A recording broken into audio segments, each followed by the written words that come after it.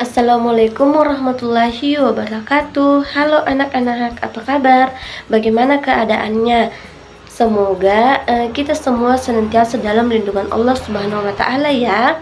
Oke, baik. Sebelum kita lanjut kelasnya, mari kita berdoa terlebih dahulu agar pembelajaran kita dilancarkan. Oke, baik. Doa dimulai. Doa selesai.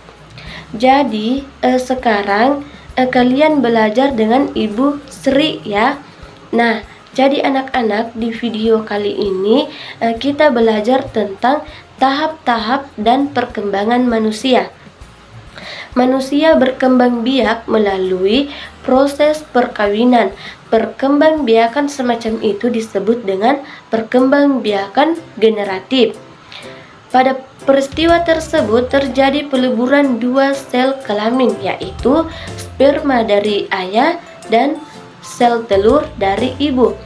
Sel sperma dihasilkan oleh testis dan sel telur dihasilkan oleh ovarium. Peristiwa peleburan dua sel sperma sel telur disebut dengan pembuahan, di mana pembuahan terjadi dari dalam tubuh ibu, tepatnya pada saluran telur. Pada proses pembuahan atau fertilisasi, sel telur dan sel sperma bersatu sehingga membentuk zigot, lalu menjadi embrio sebagai bakal cikal janin. Janin ini berkembang di dalam rahim ibu kurang lebih dari 9 bulan. Nah, selanjutnya anak-anak, proses pertumbuhan dan perkembangan manusia berlangsung dalam 2 tahap, di mana tahap pertama terjadi dalam rahim ibu dan tahap kedua terjadi setelah lahir. Nah, tahap kedua terjadi setelah lahir atau di luar rahim ibu. Selanjutnya, ibu akan menjelaskan tahap-tahap setelah lahir. Namun sebelumnya itu, ibu mengingatkan kembali bahwa pertumbuhan itu ditandai dengan pertambahan tinggi badan dan berat badan seseorang.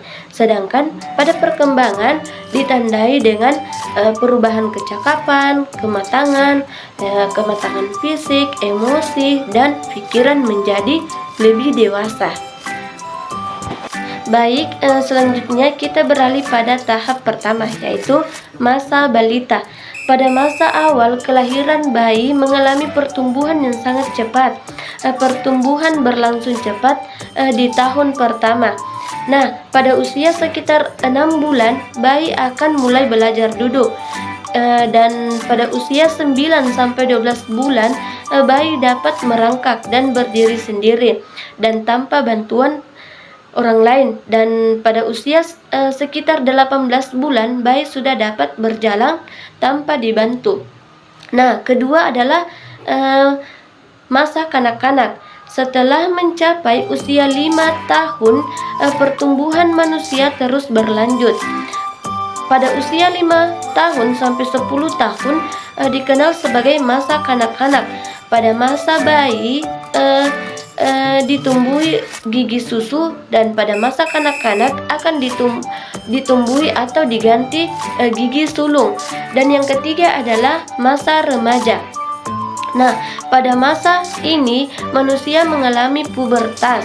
Masa puber pada anak perempuan berlangsung pada usia 9-13 tahun, dan pada anak laki-laki mengalami dari usia 10 tahun sampai 14 tahun. Dan yang terakhir adalah masa dewasa dan tua. Pada masa ini memasuki tahap sempurna. Organ tubuh telah berfungsi sempurna dan dapat melakukan aktivitas. Pada usia ini juga masa dewasa adalah masa ideal untuk bekerja dan merintis karir masing-masing. Dan selanjutnya adalah pada masa tua, yang merupakan masa akhir dari perkembangan manusia. Nah, jadi Jadi anak-anak itulah tahap-tahap perkembangbiakan dan masa pertumbuhan pada manusia. Mungkin itulah materi yang Ibu sempat paparkan dan Ibu pamit undur diri. Assalamualaikum warahmatullahi wabarakatuh.